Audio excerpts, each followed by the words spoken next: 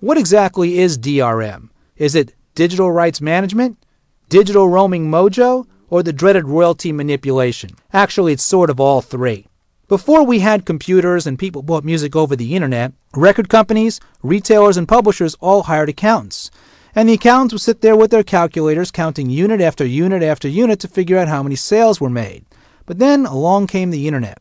And with the internet, we had ethereal sales, which means people didn't actually touch the record. They were just downloaded through various different means. So we needed to figure out a way to count how many records were sold and to determine whether or not the sale was legitimate, meaning whether or not it was an actual, legally distributed copy or whether it was a pirated copy.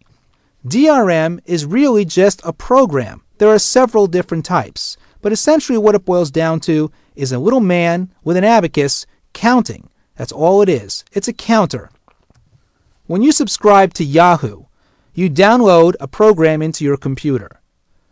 When you upload songs from Yahoo into your computer and listen to them, a small piece of information is relayed back to Yahoo, telling them that you played that particular song. Now, when you take your MP3 player and you connect it to your computer and download the songs and you listen to all your favorite music, when you reconnect the MP3 player, DRM counts how many times you listened to all of those songs while you were out and tethers that information back to Yahoo. This information is called a play event, and it triggers a royalty.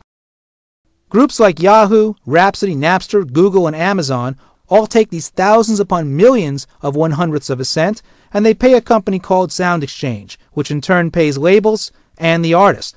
They also pay the Harry Fox Agency, which in turn pays publishers and writers. Now, to some, this would seem like utopia. Transparent accounting, no more funky stuff with paying artists royalties. Well, here's the problem. All of these companies incorporate DRM into their MP3 players. There is, of course, one company on here that seems absent, and that is Apple. Apple refuses to put counter DRM in their iPods, and so you cannot use an Apple iPod with a subscription service. You can only use Apple iTunes to burn your own music. And while this might seem fun and interesting, and I have to admit, I take liberal advantage of it, it is not helping artists because it cannot pay artists the millions of dollars in royalties that would be paid through subscription services.